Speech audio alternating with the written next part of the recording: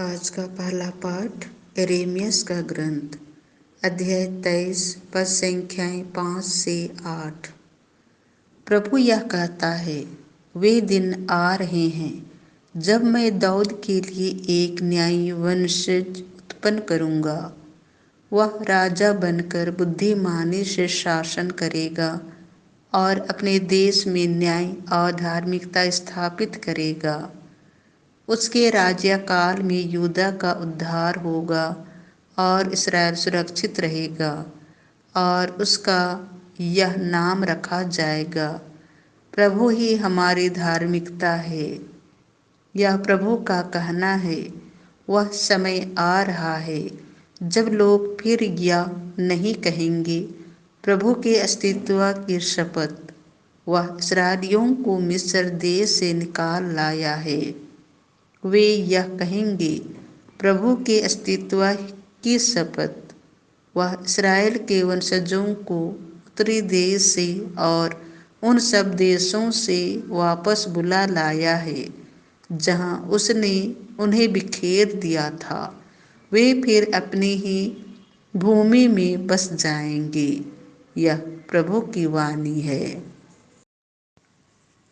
संत मत्ती के अनुसार पवित्र सुसमाचार, अध्याय 1, पद संख्या 18 से 24। ईसा मसीह का जन्म इस प्रकार हुआ। उनकी माता मरियम की मंगनी यूसुफ से हुई थी, परंतु ऐसा हुआ कि उनके एक साथ रहने से पहले ही मरियम पवित्र आत्मा से गर्भवती हो गई। उसका पति यूसुफ चुपके से उसका परित्याग करने की सोच रहा था, क्योंकि वह धर्मी था और मरियम को बदनाम नहीं करना चाहता था।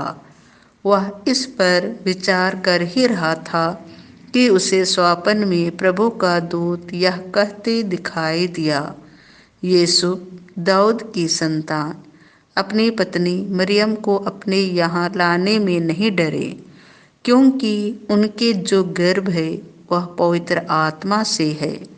वे पुत्र प्रसव करेंगी और आप उसका नाम ईसा रखेंगे, क्योंकि वे अपने लोगों को उनके पापों से मुक्त करेगा।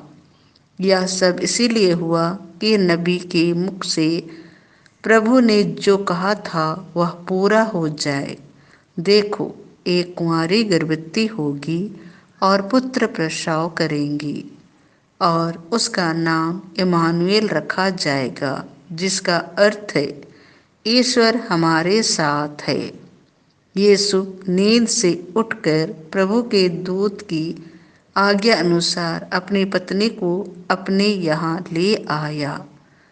यह प्रभु का सुसमाचार है।